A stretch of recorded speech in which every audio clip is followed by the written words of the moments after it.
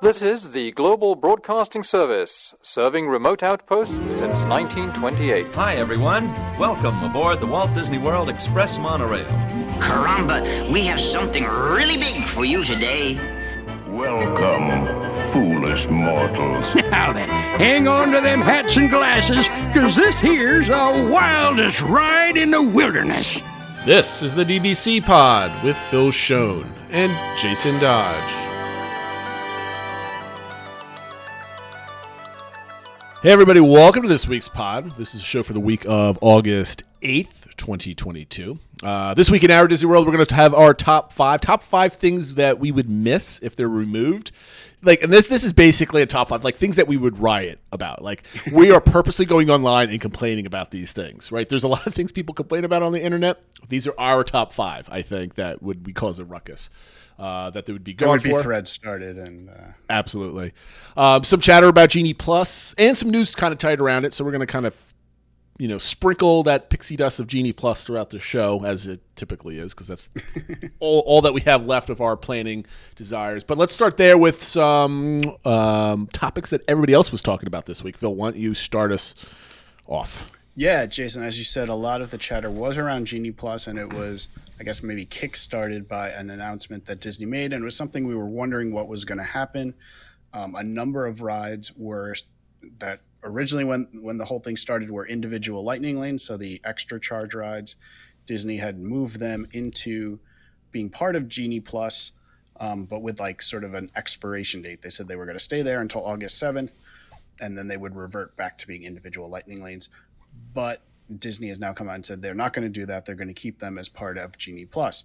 So those rides, just in case you haven't seen, are Space Mountain, Remy's Ratatouille Adventure, Frozen Ever After, Expedition Everest, and Mickey and Minnie's Runaway Railway. So all of those were set to go back to being individual lightning lanes, but they will stay as part of Genie Plus. And so a lot of people were sort of chiming in on what this means. Does it add value? Or, I saw a few people kind of, I don't know if upset's the right word, but they were actually looking forward to these going back to individual lightning lanes, because I think they felt that the secondary parks, not the non-Magic Kingdom parks, it made the decision to not buy Genie Plus easier.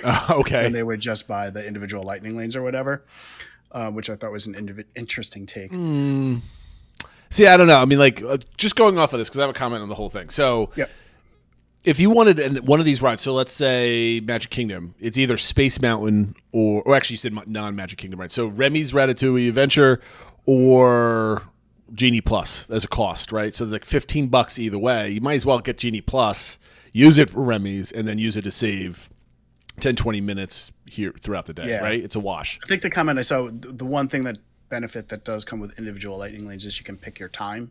True. Versus having to do kind of first available and all sort of that craziness at 7 a.m. and stuff like that. So they were like, you know what, it might cost me a little bit more, but I'll pick the times I want. I'll have, I clearly somebody who wants things back like FastPass Plus when they could pick their times. But just like you said, now they would have to pay whatever, $45 a day per person or something. I mean, I think this whole change is a good one. I can't imagine doing my trip and then not having Remy's at Epcot. It's like, well, what do I do? Do I do Test Track and Frozen? Everything else is almost basically a walk-on at that point. So it's even more worthless at Epcot.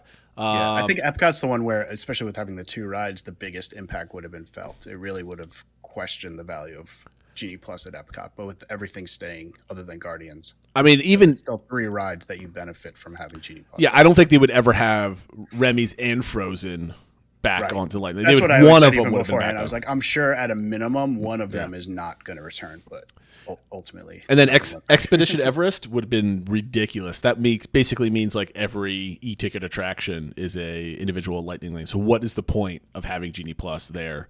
I mean, there's really no point of having it there anyway, other than maybe getting Navi River Journey. I was going to say you get to skip kind of the fairly boring queue that Navi River has. So, I mean, this is a good change. Obviously, it did bring back value to Genie Plus. You do hear maybe less complaints about the value of Genie Plus with this change than you did 4 months ago before the summer. So at least maybe they've seen some metrics. There's less complaints about the availability, but still complaints about how it works and value overall type of thing. So I'm down for it. What was most amusing is the next thing on your list you brought up was the 6 videos that they had to put out to explain in addition everything. to this, Disney put out 6 videos to explain how to use Genie Plus and individual lightning lanes. And of course, I put up the comment like, if you need 6 videos to explain this, it's obviously Not too good. complicated. I will say the one caveat is if you look at the individual videos, they're like 30 seconds each. It's like super like, I don't know, TikTok format or whatever. Mm-hmm. Whereas if it was just 1 3-minute video, it really wouldn't have been a big deal. It's just that because it's 6 videos, it sounds like a lot more than I think it is. I mean, I think the longest one was like 1 minute 50 seconds, and they're very Disney-like. It's families. It's very slow talking. It's kind of going over the obvious. They're explainer videos for people who have never been there, never done it before. I don't think it helps anybody that's at least somewhat Disney savvy. So if you're listening to this, you are not the audience for these videos, so don't complain. These are for people who have no idea that you even need park reservations, let alone what Genie Plus is. So, but yeah, they definitely have a problem, especially with individual lightning lanes, Genie Plus, and Genie. There's like too many things to explain, and that's Disney's problem. And I guess maybe, what is it, like the first step is recognizing you have a problem or whatever. Yes. But like, we'll see if they do anything about it. But I think they are starting to understand that this is a challenge. People are frustrated by it. And obviously it's not going away, or some form of a paid line skipping isn't going away, but they need to continue to tweak it. I'm fine with line paying, right? This is a conversation we'll be having for the next 2-3 years and beyond. I don't mind paying for line skipping. I'd like the system changed. Like you said, there's tweaks to be had, and we've kind of ran the gambit of all of them. Yep. Speaking of Disney perhaps recognizing frustrations people had, they sent out a survey asking people if they even noticed the 50th celebration at Walt Disney World. I got the survey question with my recent trip. Yeah, and it's kind of funny. So if anybody hasn't seen it, a survey went out. First question is, when, if at all, did you become aware of the Walt Disney World Resort 50th anniversary celebration? And the options are, I was aware before I arrived, I became aware after I arrived, or I am unaware that there is a 50th celebration. But then they also sort of quiz people, which I thought was interesting. They have a whole bunch of sort of attractions or special event type things, and it said, which of the following offerings, and you can check as many as you want, are part of the Walt Disney World Resort 50th anniversary celebration. So it's almost like quizzing people, like, is this part of it or is it not? And they have things like the Disney Adventure Friends Cavalcade, or Disney Enchantment show at Magic Kingdom, the Fab 50 character statues. So some of them are, I think for most people sort of obvious, but I feel like I'm fairly clued in, and I was like second guessing myself on certain things. Like, wait, was Kite Tales part of the 50th, or was that just something they've added but wasn't really part of the 50th? Or even Harmonious, like, was that specifically part of the 50th, or just starting, or did it just start the same day as the 50th? Well, I remember Harmonious was supposed to start earlier in the summer last year before, but obviously that got all delayed. The one thing I filled out nothing on this because I thought, except for Enchantment, hopefully Disney's like, oh, Enchantment's part of the 50th. That means it has to go away when it's done. The 50th is ending, right? Yeah, that's it. It's the only reason why I selected that. But this is a problem that everybody's been talking about, right?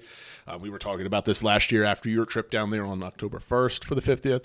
I mean, granted, yes, no one saw with the pandemic and the repercussions of that and all this other stuff. But, I mean, nothing was done for the 50th. There's no parade for the 50th. I mean, it's just basically the castle's decked out on the 50th. You see the banners all over the place and the iridescent stuff and the merch, obviously. I mean, Yeah, that's a lot of merchandise and and food, like specialty snacks and stuff. Well, I mean, not even the food. Like, they could be like, this is just a yummy snack, unless it literally has like the 50 on it type of thing, right? But there's I mean, nothing they tried to do promoting it. something with like the food, like Walt's chili and things like that. I feel like there was some effort put into some of the food, but like if that's what I'm pointing to as like this is something they did, that's not a good sign.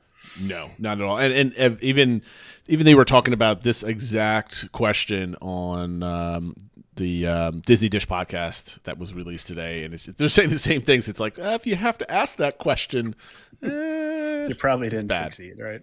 it's bad. Yeah. So then the next question is how did the Walt Disney World 50th anniversary celebration compare to your expectations? Was it about what you expected, better than you expected, or worse than expected? I'm kind of interested to see, is it just like 100% worse than expected? Like who went there and said, wow, this is way better than I was expecting for the 50th? Like, well, the question is, what were your expectations, Yeah. right? I mean, that's the baseline. Like, I was expecting nothing, so when I got nothing, so it met my expectations. yeah. But yeah, I think if you saw the commercials that they were promoting this last summer, right? Come on down, experience the 50th. They had Mickey and Minnie and their 50th costumes and all this magical stuff and whatever. You're like, okay, this is going to be great, and it turns out to be just another trip to Walt Disney World. I mean, there wasn't any extra special pixie dust for that.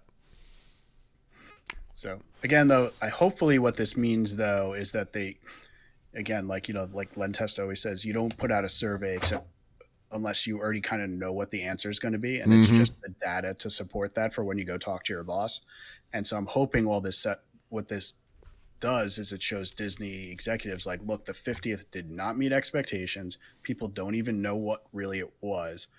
And now that we have the 100th coming up for the Walt Disney Company, we need to do a much better job of making this feel like an actual celebration of something, not just like a random, things happening that we don't even know what's going on. So maybe that's me trying to take the optimistic view of this, but I think again, it's I think it's Disney recognizing or trying to quantify, this fell short. In what ways did it fall short? I mean, I'll be the pessimist of the show because I think that's where I've been trending for over a year now at this point. I don't think they're going to do anything for the 100th that will pop, right? I doubt anyone will want to go to Disney World because they're celebrating the 100th. They're going to go because they want to go to Disney World, and they're going to have plenty of people going to Disney World, and because it's still very popular, still an excellent vacation. So this is not me saying that Disney World's a terrible place, but I don't think they want to do anything extra because they don't want to spend the extra money, and they're still getting people in the doors. So why are we doing this? That's the problem with today's Walt Disney World, I think. I think they take a lot for granted, and there's no pride, I think, in doing something special. They want to maintain the status quo at the least impactful to their bottom line, unfortunately. There's no additional magic to anything. They'll continue serving you the magic that gets you into the door, but I don't think there's anything above and beyond coming down. That's unfortunate. Yeah. And it is unfortunate. I mean, and I was just talking about this today. There are small things they could have done, right? Like I keep going back to the year of a million dreams, and we were on Star Tours, and they came in, and before the ride started, they handed out special year of million years Mickey ears, right? Like at the end of the day, what did that cost them? 5 cents each or something like that? And I still remember it. There's like little things they could have done that said, this is a special event. We're doing extra special things for you. It's not costing us that much, but we're going to make you feel like you got to experience something special because you came this year versus a different time. I mean, they could have easily handed out cheap merch, right? I mean, they're getting enough money for the tickets. They could have taken the $2 of the ticket price increase to hand out a pin, like the pins that you get for free, my first time, or we're celebrating.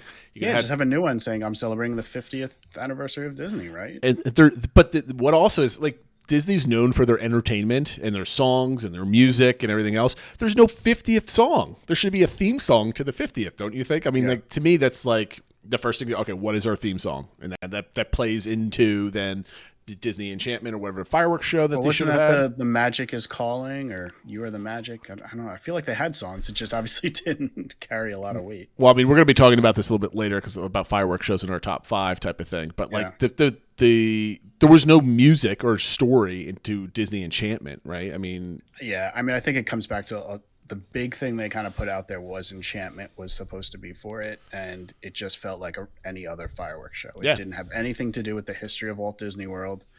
There was no Mickey Mouse, Walt, Roy, anything like that. It was just any other fireworks show, and it just didn't. I don't know. I mean, carry the weight.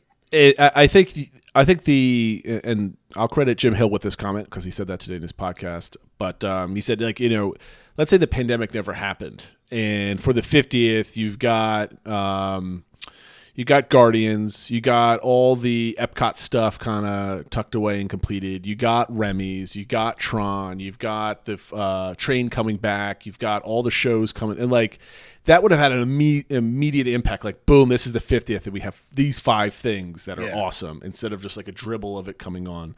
And Epcot still being a construction pit and all this other type of stuff. So, I mean, granted, there are some things that, weren't in their control, but I think they could have done well, that's why even more important, I think it was for them to pivot and say, okay, we know we can't deliver Tron and Guardians or whatever, but we can hand out pins. We can, give special, giveaways. Like, there's things we can do that are, it's never going to fully make up for like major e-tickets, but it could still demonstrate to the guests that something special is going on. I mean, they were also working with constraints about like, COVID protocols and that type of thing, but those got all thrown out the window or got, were unnecessary, whatever you want to call it. Yeah. And they could have reset the 50th celebration at the beginning of the summer this year or in like whatever. So they were going to do like a reset.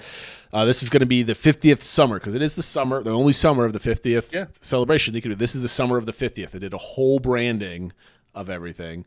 And added some more stuff and did any of the stuff. They could have only done it for like a 4-month window, right? May through September or May through August or whatever you wanted to do.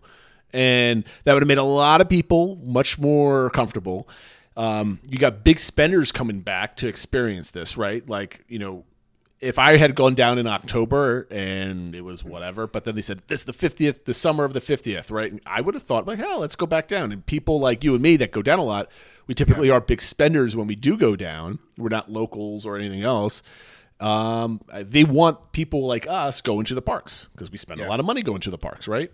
So I think they missed, No, it's a fair point. Thing. I mean, just thinking about like, we're going down in December, I'm contemplating booking a meal in the Mexico Pavilion, one of the main restaurants here, just so I can get that pyramid chocolate thing that's special for the 50th, right? Like we're looking for ways to spend money. Like, we want to give Disney money, but they're not, not giving us enough ways to spend it other than, Genie Plus and stuff. Right. I mean, I think we could go on endlessly and on what they could have done and what they should have done, but it's ultimately not up to us, and no one's listening to us anyway. So what difference does it make? But speaking of listening to people and Disney executives, here's another example of that maybe is another sign for pointing in the positive direction.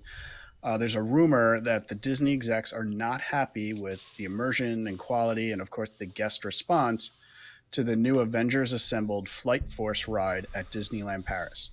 Obviously, we don't talk about Disneyland Paris too much on this show, so if you're not aware of what this was, they rethemed what is in Walt Disney World now Rock and Roller Coaster to be Marvel themed, basically, and it has Captain Marvel and Iron Man and stuff like that.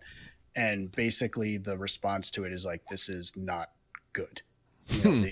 Like there's kind of screens that show some stuff, but it feels very cheap and not immersive at all. And that's the feedback they're getting. And supposedly what they're saying is Disney execs are responding to that to the point that there's rumors that it's actually going to close. Wow. And so that they can, update it and make it better. So we'll see. That's, hopefully that's another sign of the executives listening and saying, look, we messed up and we're going to improve it. Right. So that's all we can really, everything's not going to be perfect. If this was a mistake, it was a mistake. If budget was cut in the wrong spot, whatever, but they have time to course correct.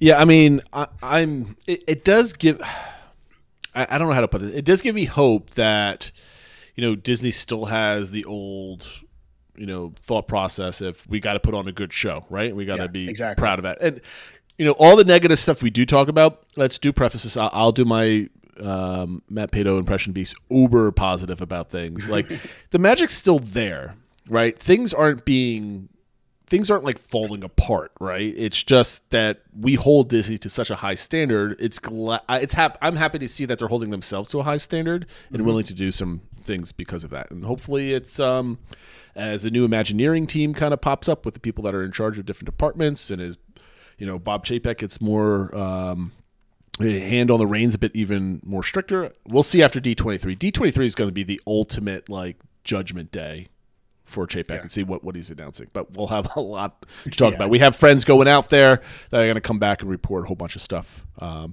in September. Yeah. But no, I think that's a really good point. I don't think anybody's ever minded spending money at Disney because they felt like they were getting good return on their investment, and I think that's how Disney has to go at it. Even like with Genie Plus, if it was an amazing system that worked really well, I don't think people would mind spending the money. They feel like it's a subpar system and they're having to spend extra. Yeah. So hopefully, that's the attitude going forward. Well, I mean, and then just before we finish this topic, I mean, they're spending that much of attention to Disney Cruise Line, right? Like, there's massive reports out there that the Wish is an amazing experience, and I think just a lot of people want that attention to detail and that excitement to that design to be throughout the parks, and obviously. But even there, and this is another sort of example of them addressing things, I've been listening to some reviews of the Wish, and for the most part it's positive, but there's a lot of people questioning some of the layouts and stuff like that. But one of the things people are complaining about is in the elevators, there's sensory buttons, so you don't actually have to push the button for the floor. You just kind of have to get close to the button. So I guess the idea was in COVID and stuff like that, you don't actually have to touch things or whatever. But what they're finding is, and also because there's less elevators on the ship, the elevators are getting crowded, and so somebody bumps up to it and hits all the buttons. And now I haven't seen that. Now your express went to a local, and you're stopping at every floor. And one of the reviews the videos I was watching was a Big Fat Panda was on one with Josh D'Amaro, and that happened. And Josh looked at everyone and was like, "Well, that's changing." That's one way to do it, right? Yeah. Cool. So hopefully that's another good example of them saying like, okay, we tried something new. Clearly it didn't work. Like, well, let's fix it. Just we need more people in Imagineering and park ops and stuff like that actually going to the parks on a daily basis. Well, there's all those stories, right? That Walt and his Imagineers walked the parks and like went in and waited in line, and that's how they had the experience. And that there's not enough of that. Yep. But that is what everyone is talking about. A reminder of our social media accounts: Twitter, Instagram, Facebook, YouTube, and TikTok at the DBC Pod, and our Discord channel. No major change to the Disney Comeback Index. It went from 88.10 to 88.11. So you can tell that Matt gets really into the weeds. There are a lot of line items in this. The Harmony Barbershop opened, and also he kind of rejiggered things because he had to add lines for the dessert parties that take place during the Halloween and Christmas parties. He didn't have those in there. So just to give you an idea of the level of detail that he gets in there. And speaking of the Harmony Barbershop, I know Bibbidi Bobbidi Boutique, they were doing cast member kind of previews. I guess cast members got to bring their kids to test it out and stuff like that. So that is obviously really close to opening, and that'll be a nice addition back. Yep. Okay, so let's go to our top 5 segment for this week. This one is from newer Discord member Wheezy. He had a bunch of different ones, but the one I picked from the list is top 5 things we'd miss most, or if they'd go away and we'd riot and complain. So I'm doing this for. I also tried to think of it again, me thinking more optimistically. These are the things that if they announced they were going away, we would make a special trip to go down. Well, time. that's the positive way of thinking about it. I agree. So these are my top 5 things I'd miss the most that would probably impact my enjoyment of a trip if they were gone. I'm just going to go right down the list. Number 1 would be Pirates of the Caribbean, the ride. Like if they close it down to do like a retheme for some reason. I doubt they would ever do this since it's a classic, but it's my favorite ride on property, and so therefore that would majorly impact my enjoyment of my stay, because that's one. We didn't do this the last time we went down because we did Magic Kingdom like all in the half day. We hopped to the Magic Kingdom every day, but when my family there, we always beeline it for Pirates, even though it's not going to be open now during rope drop anyway. But so maybe that tradition ends. But we always did that ride first. Then the second one is Main Street opening early for rope drop, prior to rope drop. So like park opens at 9, Main Street and the hub open at 8 o'clock. So you can get in there, get your pictures taken, kind of get that out of the way for the day. Maybe get a cup of coffee. Basically, what I liked about it is you can get there early and not feel rushed as soon as you enter the park, right? So that's one of the things I always have to be careful about myself is if you listen to my trip reports, part 1 and 2, and saw the itinerary I wrote, and then watch the video that we put together for all 4 parks of the day. When I have an itinerary, it's go, go, go, go, go, right? Where are we going next? Where are we going next? Even though I don't write down what we're doing minute to minute, but it's like with Genie Plus, it's here we're going here, then we're going here, then we're going here. And opening up Main Street an hour early so you can get into the parks, you can actually just like stop and just listen to the music. And there's no penalty for listening. There's no opportunity cost for standing still for a moment, right? It's not like I'm losing 5 minutes of wait time. So I love that. And if we were to lose that, I would probably not like the Magic Kingdom as much, because as soon as you get the Magic Kingdom, you're going, right? You enter, you're like, we're losing all this time. And that's a me problem. That's not a Disney problem. That's just the way my brain works. Yeah. Number 3, the dining plan. I miss this now, right? So we're going to talk about this. I wanted to do our top 5 list before we go into the topic of the day. So one of the things I miss is the dining plan. I miss the planning aspect of this. Because right now we kind of just pick where we kind of want to eat. And now with our upcoming trip in December, where we eat is not important, right? It's like, do we really want to do Crystal Palace and spend all that money, or do we want to go get something cheap and kind of move on, right? But the dining plan even though we spent the money for it previously, and it basically makes it a wash, we spent it already, and they were like, okay, we can go do this character meal, this sit-down meal, and I love family meals eating out. So if dining plan were never to come back, that's something that I'm going to miss, and, be angry that they're not bringing it back. Let's just put it that way. Even though, yes, I know I could put all the money on a gift card and kind of do, it's not the same. It's just, again, it's a me problem. It's my mental craziness. That's the way it is. Number 4, and this is like an interesting way, or an interesting thing. I don't think they would ever take all of it away, but they might potentially take elements of this away at a future state. I can see this, but it's Disney transportation, the buses, the Skyliner, the monorail, all of that stuff, or not take it away, but start charging for it. So I'll equate the two, because I will get PO'd if I have to go on property, but you have to get your Magic Band has to be allocated to use the buses. So it's $5 a day, or $1, or $1 a ride, or something ridiculous like that. That would cause my head to explode if I found out I had to pay for a Skyliner trip or pay for a transportation pass, that type of thing. I can see an evil way of them actually doing this down the line, but like I can't really see them doing it. But there's like a sliver of like, you know what, that might happen. Like you can see that happening.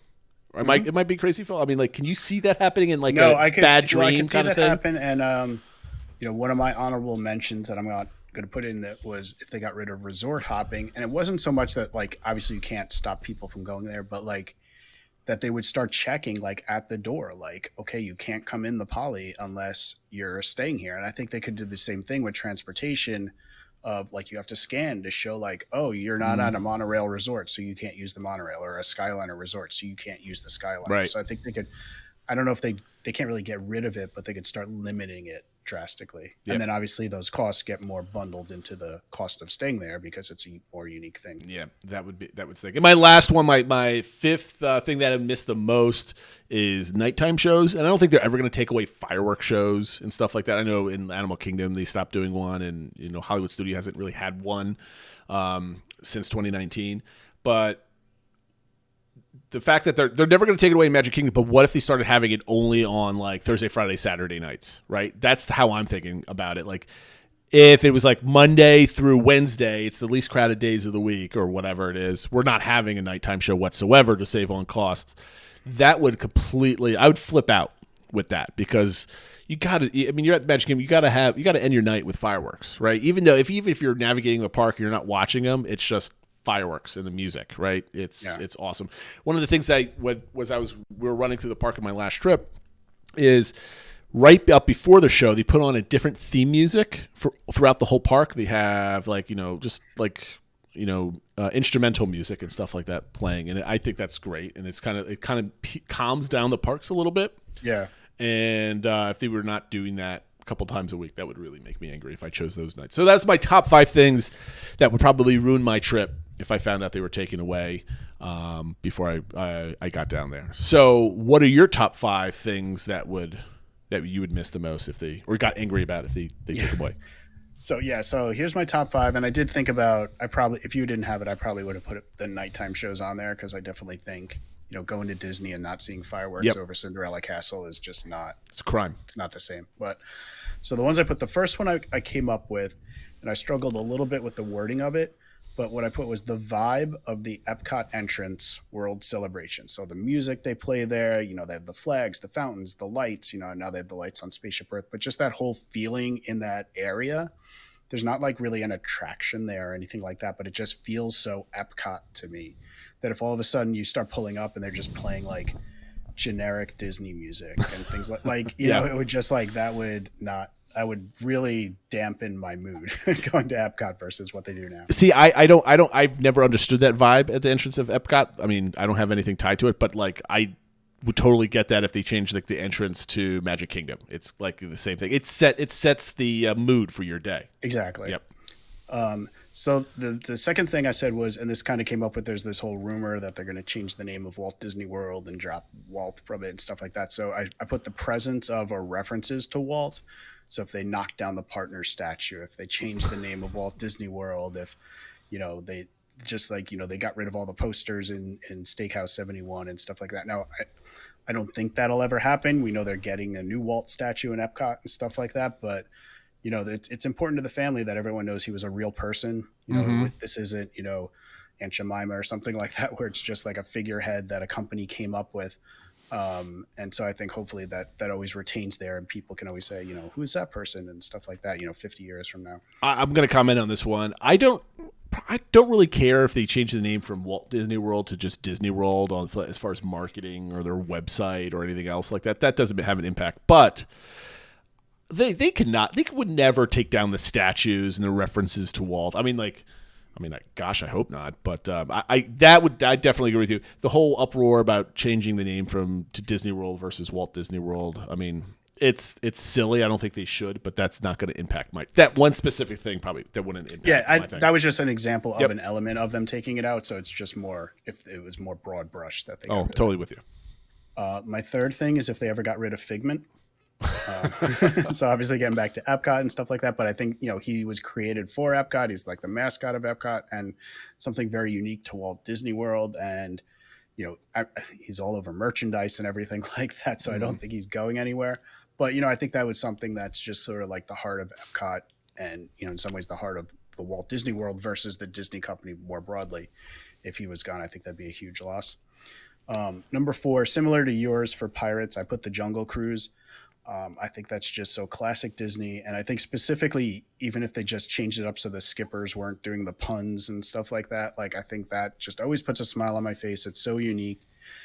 And it's just, you know, I think if I ever, the Jungle Cruise got ripped out, or if I went there and all of a sudden it was just like a very serious thing or something like that, I would be majorly bummed. So if they were announcing that was closing, I would definitely go down and chain myself to something. Well, let me put it this way. Let's say they ripped out Jungle Cruise, the ride as it currently is, but added like a adventure club type of thing where it was a ride but still had that skipper aspect to it where they narrate or make jokes or whatever. Would that make you equally as angry, or would that be like, okay, I can live with that? I guess if it was something that really kept that same vibe, you know, same thing like I was saying about the entranceway to Epcot. Obviously, that's changed over the years, but it's retained the spirit. So if it was something that retained the spirit, but was just more modern and cost effective, you know, whatever it was. Space effective, that's probably what I'm thinking. Yeah, or more space effective, yeah, but you still kind of got that same experience and the same enjoyment factor. I guess I could live with that. But if they ripped that out and put in like a roller coaster or something like that, I would be... I know my today's your day to ask me a question, which you'll ask me later, but I'm asking you a question.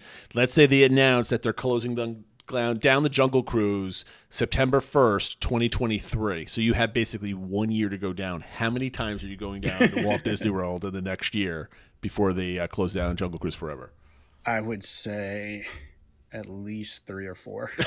And are those all solo trips outside the one that you're planning in December? Or is it just like... I probably would do at least one solo trip and just ride it like 10 times. But you know what it is? My family's into it. My wife is really into it too. So we probably have to do a couples trip and then a family trip. And darn. Yeah. We'll just have to. Nah, I guess so. And what's your last one? Yep. My last one is it sounds weird if they ever got rid of the cast members, but it's like if they ever got rid of everybody that worked there. But what I meant was the idea of them being cast members versus just like employees. And so the idea that they are part of the show, you know, especially thinking of like the international cast members that are in Epcot and things like that, where if they didn't allow the cast members to kind of be part of the show and, add that pixie dust and stuff like that. And I just feel like they add so much to a trip there versus a trip elsewhere. Mm-hmm. And so if that ever went away and they were, just like the employees down at, the big box Six Flags hardware store or whatever. Yeah. It's just, that would be a big change, I think. That would be a huge change. I don't see it happening, but it could happen over time. I mean, we're at a risk of that happening right now only because how many cast members left and didn't come back. So every time you have that major shift, it's, you have that generational knowledge or whatever you want to call it, tribal knowledge that kind of loses it a little bit. Institutional knowledge. Institutional knowledge, better way of putting it. But I don't think that's happening because I think all the cast members are going strong, and there's not the most passionate ones are probably still there, kind of carrying on that tradition, which is because I didn't see any difference when I went down there a couple of weeks ago. So it's living strong, I would have to say. Yep. Okay, so those are our top 5. I think those are good ones. I'm not against any of yours. I mean, I don't know if I have like everything that you listed.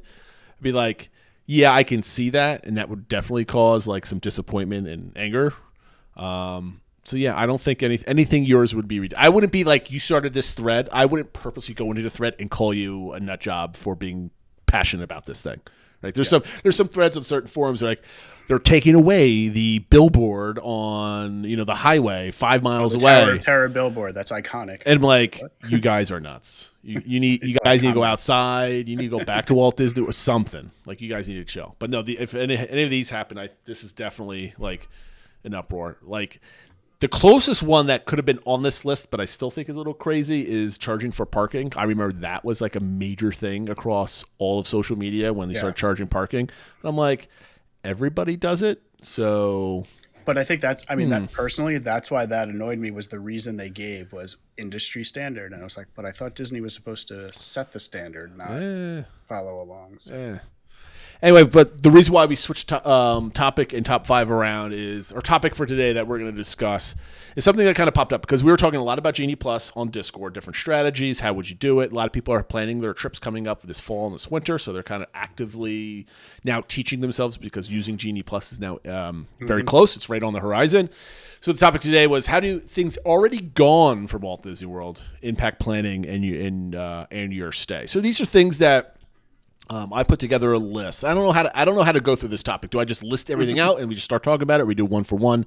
But things that you typically either use to plan things around, or how you would basically do your trip. Like, what's the impact of these things that are already gone? Like, so the first one is a big one. It's Magical Express. For me personally, I'm gonna kind of tie this into the last one on my list, which is like the luggage directly to your room.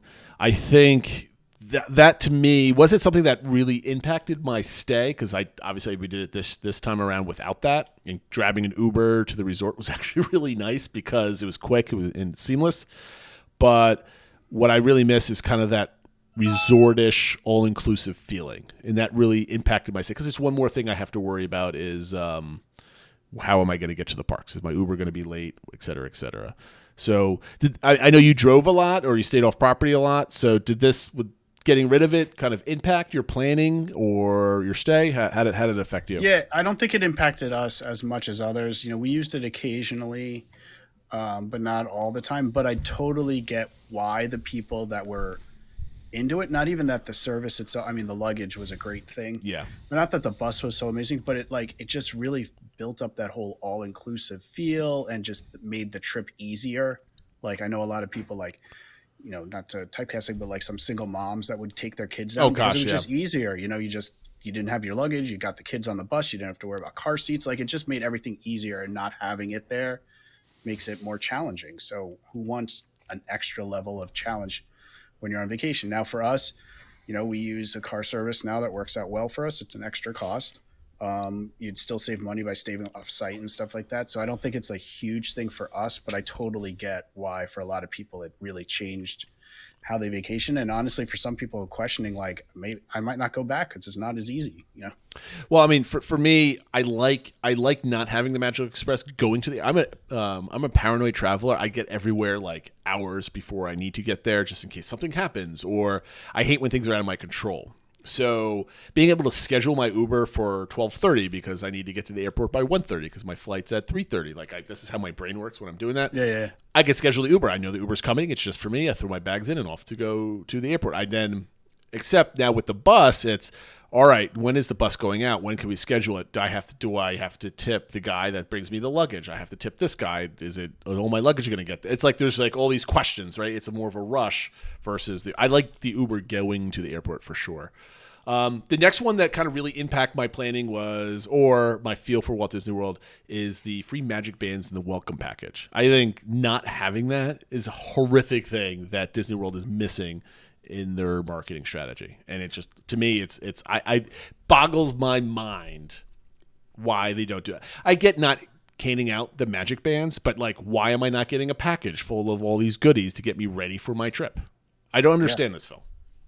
No, I fully agree. I mean, again, I don't know if that impacts our planning, but it's, to your point, that was always like something you looked forward to. And you're like, okay, we're this much closer. It's the trip is that much more real feeling because these come and it gets everyone excited. And I see so many people would post on Facebook or whatever when that box came with the Magic Bands and stuff like that. And it was like free. I don't want to say free because obviously there was a small cost to Disney, but it was very inexpensive marketing for Disney. Oh yeah, I mean, like again, this is not impacting planning, but it's impacting your stay. And part of your stay is the anticipation. For me, or for the two of us, part of the stay and the anticipation is the planning, right? It's tweaking you're constantly thinking about Disney World. I can't wait till my trip coming up. I mean, my trip is up in 4 months at this point? Yeah, actually it's December 8th. So it's 4 months from now. I'm not like super amped up for it. I'm not sitting down with my family. What are we doing here? What are we planning here? And that 1 month, it's like, that was a mile marker, right? Like, I am 30 days out. Let's go. I mean, like, get the calendars out. Let's start marking everything down. And I think that really impacts the whole feel, especially getting to this one, the dining plan, right? The dining plan is, where are we eating? Because we bought into the dining plan. The money's spent. This is just another thing of where are we going to do, what experiences am I having with my family at Walt Disney World? You can still do it, but I am certainly not scheduling Crystal Palace one day, Chef Mickey's the next, Hoop-de-Doo Review, and then looking at all those dollars flowing out of my pocket as I book each one of these things. I am certainly not doing that. But if I pay $270 a day for my whole family to eat there, and it's all kind of, already paid, let's start doing it, it just feels different. I don't know, I'm not going to ask you because you're not a dining plan guy anyway. But the idea of planning, I mean, we still dining for any of our vacations, whether it's Walt Disney World or elsewhere, is a big part. We're leaving the end of this week for Gatlinburg and Dollywood and stuff, and I've been researching restaurants down there. So dining's a big part of vacation in general. And while the dining plan isn't, you used to have to book 180 days in advance. So that was, 6 months ahead of time. That's another mile marker. We're sitting down saying, where are we going to eat and how do we set up our days and stuff like that. And we have some loose ideas of what we want to do, but we're going in December. We're like, I don't know, we'll figure it out. It's different, Totally different. And that goes into FastPass Plus, right? So you at 180 days, 6 months out, you're like, I'm planning my dining. And then at 60 days out, I'm planning my FastPasses. Or in your case, if you're staying off property, it's 30 days in advance. And you kind of miss that. It's like, okay, I could start my park strategy 60 days, and I don't have to think about it. Right? You can go back to previous episodes when you hear me ranting and raving about Genie Plus and project management and planning on the fly every single day. I miss that, and that impacts my stay. It gives me a certain level of comfort that I have a bare minimum that I'm going to get versus I have no idea what I'm going to get with Genie Plus. So there's some comfort level there. Obviously, no reservations needed for the park is something else that's now implemented. This doesn't impact me as much. I have no problem getting reservations for the park, so that's not an issue for me, and I don't mind planning whenever you like book the your one tickets. thing we get to do now, right? Yeah. So as soon as I booked my trip, I'm like, well, I'll book the parks because I know what I wanted. We're always going to plan ahead of time on what day. Maybe we'll switch it around and stuff, but it's the one thing we can get to plan now. And I don't mind it. And the whole hopping after 2:00, it is what it is. Hoppers aren't as important to me right now, but. We'll talk about this a little bit later because that's our engagement question. The next one is extra magic hours. Did I get that name right? That's where the park's open an hour or early or stayed open late. Yep. And that was always one park. per day was in every park. I don't miss Yeah, it this could be one. one park early, one park late. But yeah, there was only one park Yep. where you could be there extra hours. I don't miss this. I think a half hour beforehand is at every park is a good thing. Yep. What do you think, Yeah, Phil? I definitely think the half hour at every park is a bigger benefit, especially like the value for paying on site versus off site. Because now I can't plan around the parks that don't have the extra magic hours. I would just go to those other parks if I was staying off site. Now, everybody at every park, the people on site have an advantage over me if I'm staying off site. Well, So I think that's a nice plus. yeah, for me staying on property, I would always plan, okay, this park's opening hour early. I guess this is the one we're doing so we get more bang for a buck. Even though we would never make it an hour early for rope drop, it would always be like 10 or 20 minutes late. But just like everybody else was thinking the same thing, right? So that park would be the most crowded that day anyway. So that's why it was never really. I do think losing the evening hours. No, you do have the extra magic hours or the extra evening hours at the deluxe. If you're staying deluxe at a couple parks, it's not really the same as what it was before. I do think a lot of people took advantage of those late nights, and especially in the summer and stuff like that, where you could be there a couple hours late and cooler weather and just enjoy low crowds and stuff like that. So that's a loss. But just comparing the early hours, I definitely think the new structure is better than Though I have to say, when I was there with Magic Kingdom being open till 11, it did not do anything for those crowds. I would like to have seen that more at like Epcot and Hollywood Studios versus just Magic Kingdom, so at least the crowds kind of spread out a little bit. But alas, that was not to be the case. So what about entertainment things? This is an official term, entertainment things. These are things that you missed tremendously, like Citizens of Hollywood. But I'm also going to put in here things like cavalcades. So there's a lot of pros and cons, right? So almost a lot of the entertainment is back, but obviously certain things are not. So it has the things that have changed that have gone. Is that a net positive because other things have altered because of them, or is it still a net negative? I still say it's a net negative. I still think overall there's less, for lack of a other term, other things to do than rides.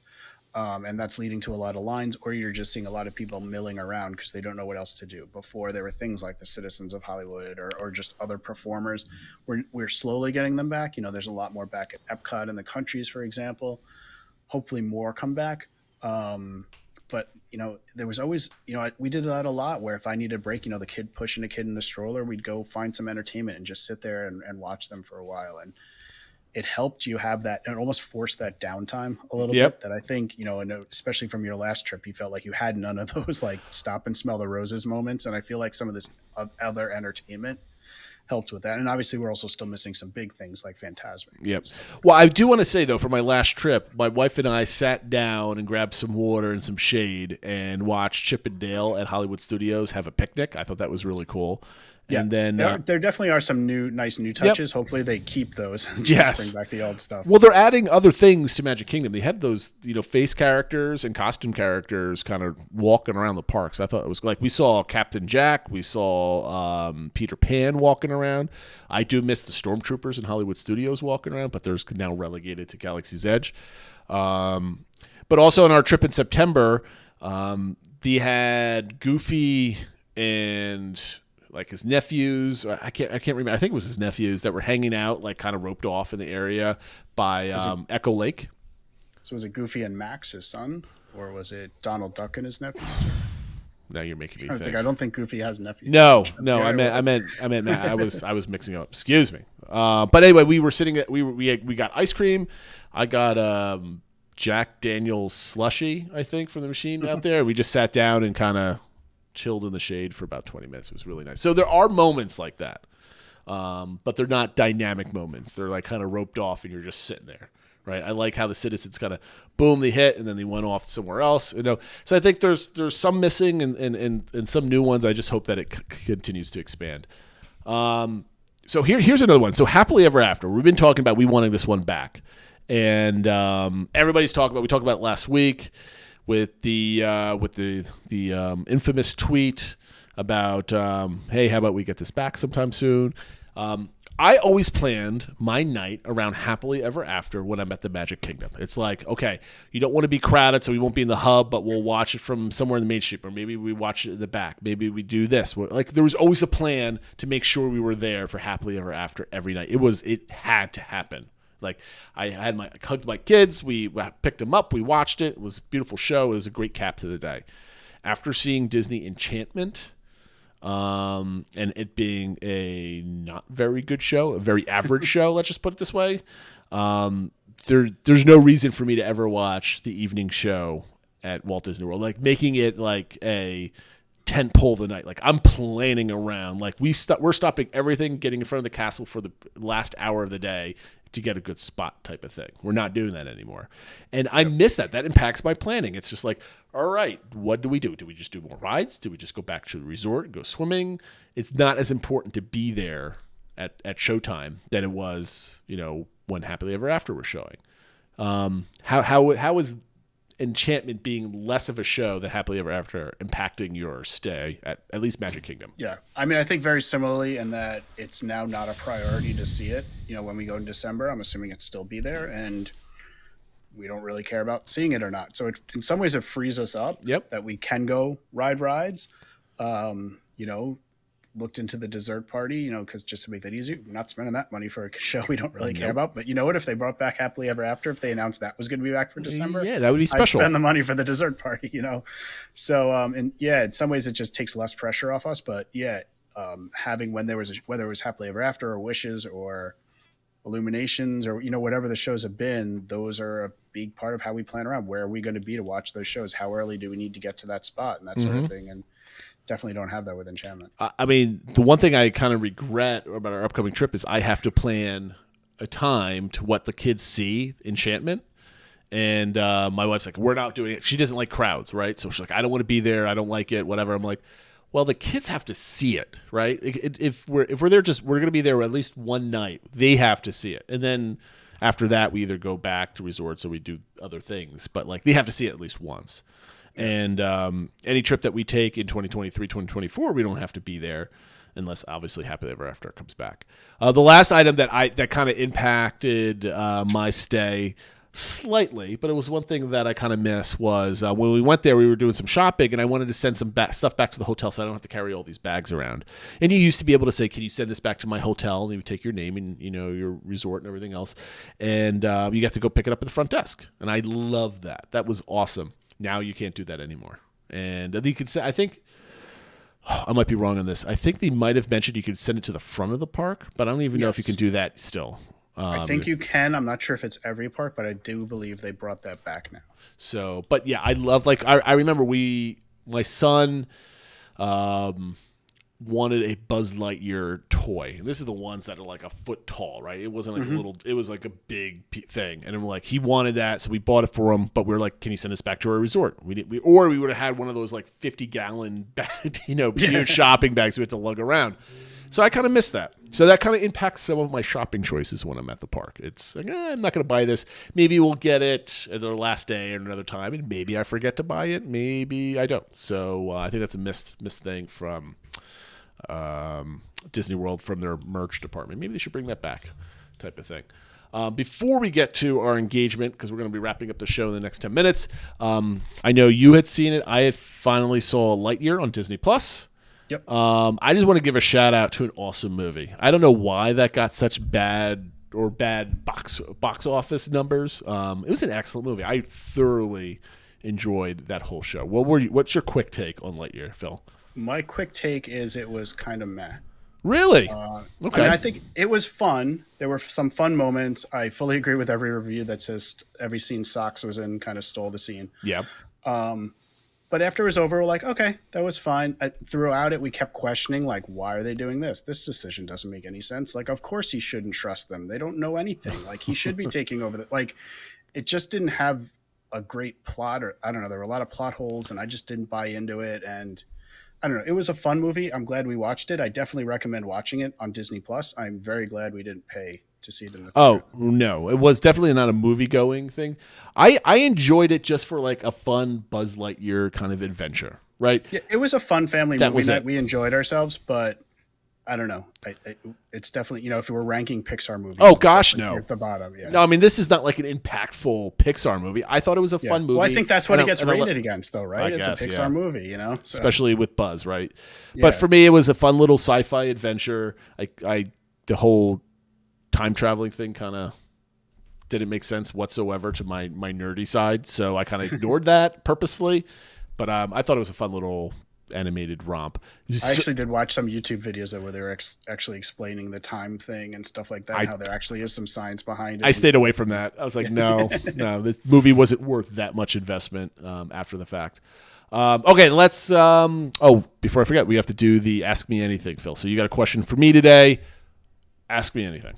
So my question is: in the past week or so, we lost the iconic voice from a Disney movie, and Pat Carroll died, who was the voice of Ursula in The Little Mermaid.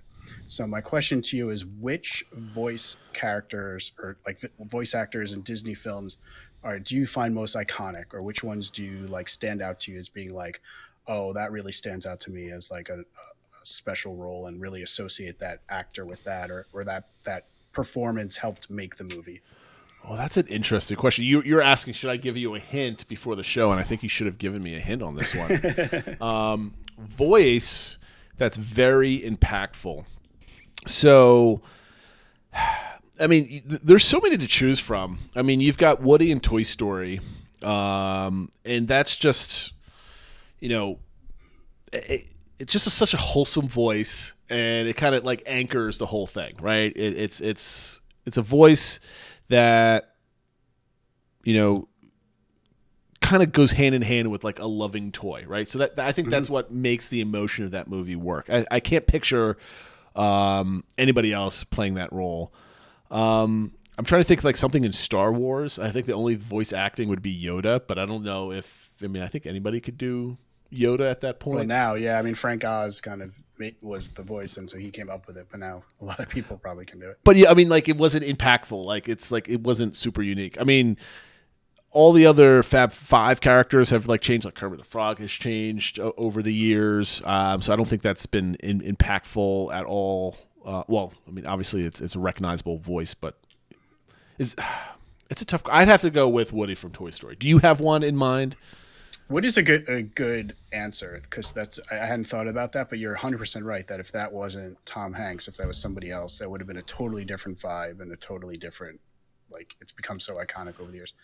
The first one that came to my mind was James Woods as Hades in Hercules. Okay. How he kind of like made that role, and like just kind of his attitude and everything kind of made that character. So it's kind of a standout performance within that movie, I think. So that was the first one that came to my mind. Fair. But I'm probably good answer. I think I'm probably going to think of like two other ones after the show, but I think Woody's the first one that comes to mind, because Tom Hanks, who how can you not like Tom Hanks in anything that he does? Especially since he played Walt Disney himself too. So there you go. All right, so we're going to go wrap up the show with our DBC Discord engagement question for the week. And this one was from TikTok. This is, what makes you pull the trigger on buying hoppers for your Walt Disney World trip? We'll do this pretty quickly because I think these are just kind of like checklist things for us. For me personally, it's always about the cost, right? So how many people are going? We bought it when it was just my wife and I. It was an easy choice to do hoppers because it wasn't that much more money. But now when you have a party of 5 with my family, or 6 if my mother's coming along, that's a lot of extra peanuts that you're spending there. So that definitely is like the first kind of choice. But let's say cost is not an issue. I have plenty of money to throw at Disney for obscene costs. My age of my kids and the mobility is something that really, truly kind of would impact it. It's basically, do I have strollers? Can the kids keep up with me as we hustle out of the park, getting onto a bus and getting off of a bus, and all just the logistics of transferring from park to park? I think my kids might just start being old enough to do that, even though my youngest is 4. But they're pretty durable kids. They can kind of hustle a little bit. So maybe in the near future we might attempt to do that, but it would probably be on a shorter trip, where we're maybe doing like a weekend thing where it's only like 2 park days and we're not spending $1 billion on hoppers for everybody. You have here that you can't think of a certain reason. So what was your reason behind the no reason? Well, so at least I can't think of what would make it like, oh, because of this, we're definitely buying on this trip, or that. I mean, I struggled with it a little bit because we really don't buy hoppers. We don't need them. We don't use them. So I don't know if there's any reasons. It's not like we buy them sometimes and sometimes we don't. The one scenario I thought of was if we were doing, say, like a week-long stay, maybe staying off-site and only getting like 3 days worth of tickets, we'd want to maximize those days and kind of go from like, starting at like the days you did, starting at Animal Kingdom and ending at Magic Kingdom, so you can really maximize your time and get on multiple ILLs and stuff like that. So you kind of go really hard for a few days and then have off days in between versus having longer days. So that's why, we talked about it last week, why I was almost considering it for our December trip, because we only have 3 days. Now we don't have those off days, and that's why we're probably one reason we're not going to do it. But if you had that way of sort of having, we're going to go hard this day and then rest and then go hard, but saving money by not buying more days of tickets. Well, that makes sense. Why don't you go over some of the things people are saying? Yeah, one of the things that I found really interesting with the responses in Discord was, it's almost like the dining plan where some people are like, of course we get hoppers. I can't imagine not getting hoppers. And then other people are like, we never get hoppers. So like, it was funny just seeing them back to back. Like C. Fulmer 19 said, we are not hoppers. We feel it takes a lot of time and it's not worth the money for our family. We're always content to be at, we just plan around the one park. And then like right after it, Annabelle says, we've always been hoppers. We love flitting around and having the flexibility and going around and stuff like that. And she also added, we like taking midday breaks. So they'll like go hard at a resort, take a break, and then go to another resort for this, or another park for the second half of the day. Other people like Doxy brought up, the idea of when especially if you're just adults and you want to hop over to Epcot if the Food and Wine Festival is going on. I think a lot of people use Epcot as that park to hop to for food and stuff like that. But it's just always interesting. And Wheezy, I think, we mentioned him before, but he's like, yeah, we always get hopper. We've gone every year. We get hopper every trip. We do but it sounded like they do what I mentioned before, where they do like a really hard day and then they have a pool day off in between and then do. So they're not going day after day, multiple parks and stuff like that. So, excuse me. I mean, that makes there's a trend here, right? It's the different types of how you kind of tour. There's some people that just they want to do a park, maybe they get there late, maybe they get done with it early, whatever it might be, and then they're satisfied because they have plenty of other things. And I'm thinking, the way I plan my Disney vacations is always evolving. It'd be interesting if we're doing this still doing a podcast in 10 years, and I go back and listen to all of my pre-trip and post-trip kind of discussions about what did I learn this trip. I always try to tuck away, like, what is a lesson learned in my trip planning? And my most recent trip was I cannot be at the parks between 12 and 4 o'clock. I am now a midday rest kind of, or midday activity outside the parks kind of guy type of thing. And I really, truly value that. And I think back to all of my other trips where I'm like, we're going to the parks all day long, we're never moving. There were always midday breaks, or there was the midday rain, or there was like a solid 2 or 3 hours where it was just miserable being in the parks. And I'm like, no, we're pushing through this, and everybody's miserable following me, like, from Tomorrowland all the back to Adventureland type of thing. So that was my lesson learned. So with hoppers, I might become we always hop type of person because maybe if we change the way we do the parks, maybe it becomes natural to kind of want to go somewhere else after 2 o'clock and not have to plan around that. And I don't know if I'm going to get in trouble for saying this with people that know me as somebody that dislikes Genie Plus, but if you're hopping, Genie Plus really helps you because at a certain point you could just start stacking for the park and you get a true value of going to that park because you have a stack full of, I was going to almost say the other way. I think hoppers increase the value of Genie Plus. Yeah, they do. Yeah. Absolutely. Because now it's just like, okay, I can do a bunch of things. Okay, we're leaving. Now that I have Genie Plus, I can just every 2 hours, I can just plop another one down. So when we arrive, we can do, ride, and then you can relax for the rest of the day at the park. Yeah. Or you can get a lot done if you want to go crazy also too. So that being said, what is our Discord engagement for next week? Yeah, so the pumpkins are out in the Magic Kingdom. It is Halloween time at Disneyland. Yay. I heard they're already doing signups for Candlelight Procession for cast members, so it'll be Christmas season soon. So our question is, are you planning to attend either holiday party this year? And if so, is it like a priority? Is that like impacting, are you scheduling around being able to attend one of those? Or just how does a party going on impact your plans? So a little bit how we talked about our plans for the day. If there's a party at Magic Kingdom that day while you're there, how does that impact your plan?